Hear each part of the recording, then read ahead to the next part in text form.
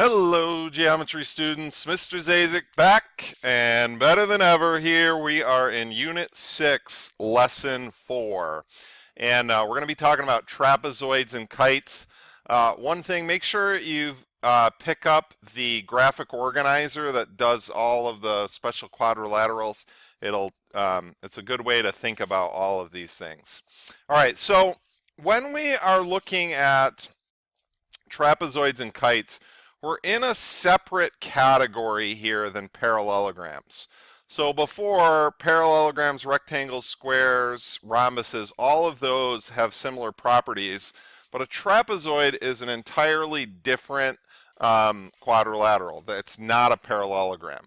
So we're going to begin by looking at what are some of the properties that we have of a trapezoid.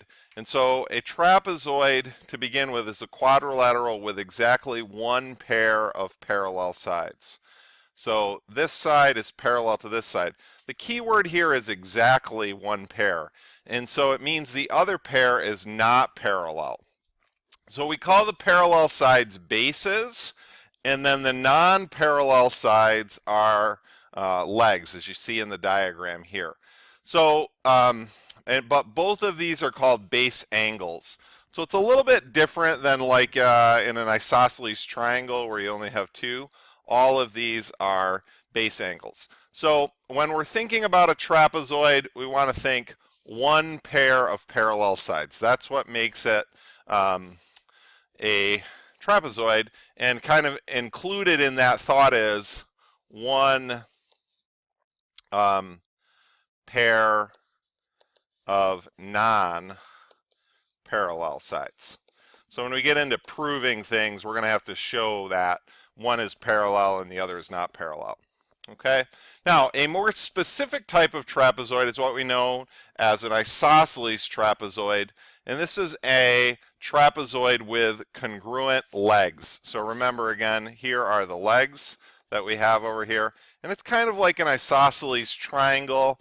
You could almost think of that as an isosceles triangle cut off. So a couple properties of an isosceles trapezoid is, first of all, the base angles are congruent. So each pair of base angles is congruent. So in this diagram that we see here, angle T is congruent to angle P, and angle R is congruent to angle A. Now, just to remind you, since these are parallel, also what's true is the measure of angle R plus the measure of angle T equals 180, and the measure of angle A plus the measure of angle P equals 180. All right, so those are same side interior angles. What's different from a parallelogram is the measure of angle R plus the measure of angle A does not equal 180. Okay, so it's not consecutive angles or supplementary, but we do have same side interior angles.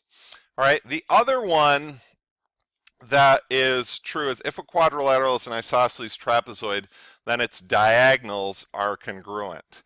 Okay, so we look here in this picture, BD and AC are congruent. So note that this is also true for a rectangle.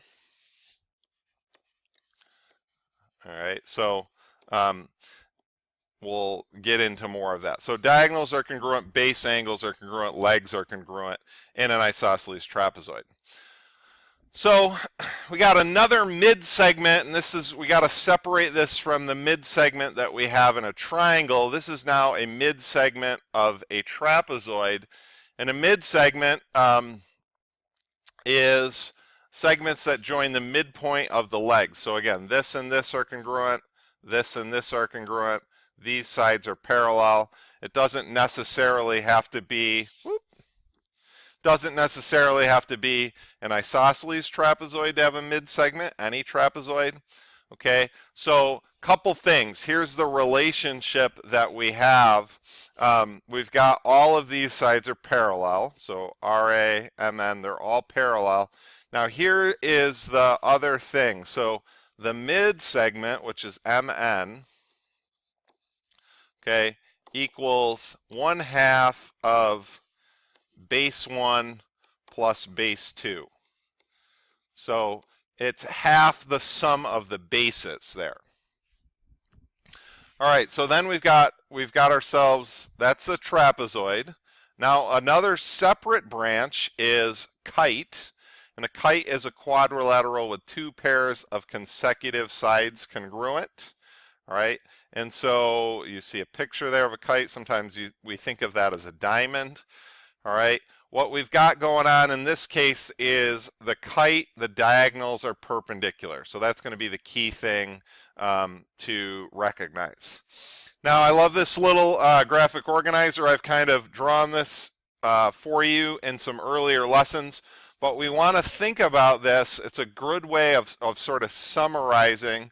We've got kite, we've got trapezoid, and we've got the parallelogram family. So the way that you can think about this is if you're going up, okay, it's always true. Always, spelling. Always true. If you're going down, it's sometimes true. And if you're going here from kind of branch to branch, it's never true.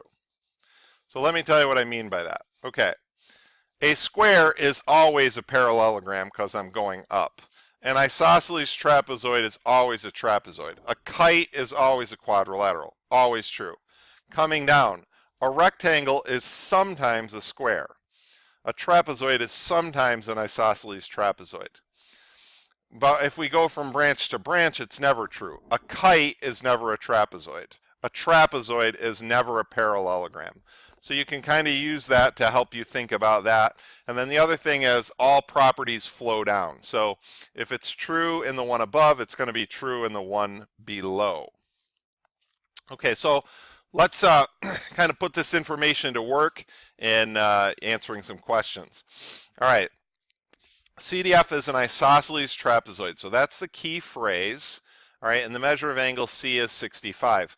What I want to see first here is that the measure of angle C is going to equal the measure of angle F, so base angles are congruent. So therefore the measure of angle F is also going to be 65. Now I have to think parallel, so D plus C, so the measure of angle D plus the measure of angle C equals 180. Those are same side interior angles. So the measure of angle D plus 65 equals 180. So therefore the measure of angle D is going to be 115. So 115 up here. Now what else do we know? Well, I know that the measure of angle E equals the measure of angle D. So the measure of angle E is also going to be 115 because base angles are congruent. So those two angles are congruent to each other. All right. If CDEF were not an isosceles trapezoid, would C and D still be supplementary?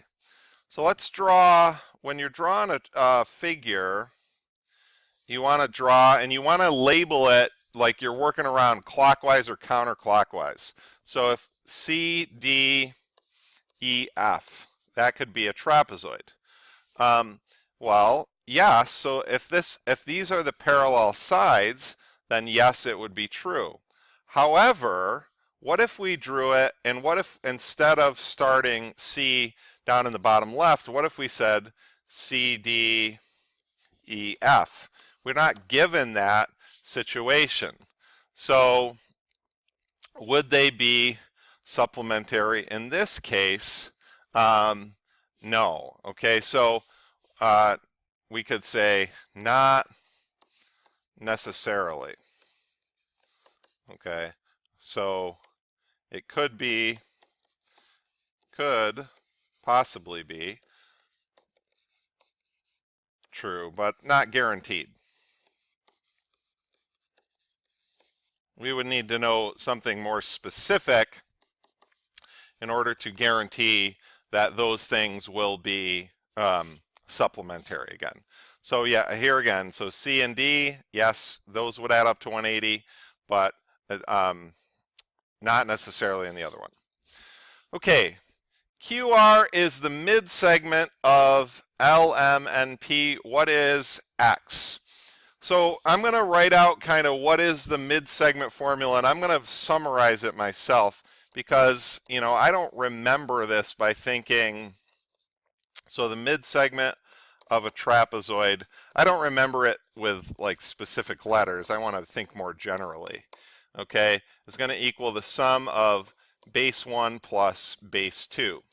So I need to identify that the base is the parallel sides. So in my thinking, in order for this formula to work, I have to understand what are the base and what are the legs. Okay, so QR then, and this specifically, QR is going to be 1/2 of LM plus PN. So QR is x plus 2 is going to equal 1/2 of 4x minus 10 plus 8. So x plus 2 is going to equal half of, we could combine like terms in here, 4x minus 2. Some different algebra ways to approach this. A lot of people would probably be inclined to distribute the 1/2, and we could do that. Half of 4 is 2x, half of -2 is -1. Okay, and so if then we subtract x and we add 1, we would get 3 equals x. Okay, so we would find that that is the value. If we wanted to check, we could plug it back in. So again, what are we focusing here on? This new formula for the mid-segment of a trapezoid. Okay, again, the questions here, we're having to, you know, really process these properties and think about a lot of different types of information here. So it's kind of, you know, exercise in our understanding. So we're, you know, keep working at this stuff. All right, DEFG is a kite. What are the measures of angle 1, 2, and 3? So in a kite, we're thinking about these two sides are congruent, these two sides are congruent, and here's kind of the key relationship. We want to recognize that DF is perpendicular to EG. So those diagonals are perpendicular. So I know that angle 1 is going to be a right angle. So we can start off with that. So the measure of angle 1 would equal 90 degrees. Now, if we look at these two triangles up here on the top, okay, so we got this triangle and this triangle, what you'll notice is that they share a common side here, that side here. Now that's side-side angle or angle side-side, but it's a right triangle. So really triangle ED, let's put another letter in here, H, is going to be congruent to triangle GDH by hypotenuse leg. And the reason why I point that out is because if those two triangles are congruent, then their corresponding parts are also going to be congruent. So therefore, the measure of angle 3 would be 52 degrees. So now we know 1, now we know 52. If we're going to find angle 2, we just have to add those together. This is, you know, angles, and the interior angles of a triangle add up to 180. So we've got the measure of angle 2, 90 and 52 is going to be 142 equals 180. And when we subtract 142 from that side, we get 38 degrees. Okay, so we can find those there. So you'll notice, again, kind of important to point out that what ends up happening is the top triangles are congruent to each other, and then the bottom triangles are congruent to each other. So when we're looking to find those angles, questions, we can think about that. So you want to keep in mind with kites, okay, just keep in mind that perpendicular forms right angles, and then right angles form right triangles. And there's a lot of relationships as we go on in the year. We're going to see a lot more of different relationships with right triangles that we'll be able to solve with these questions.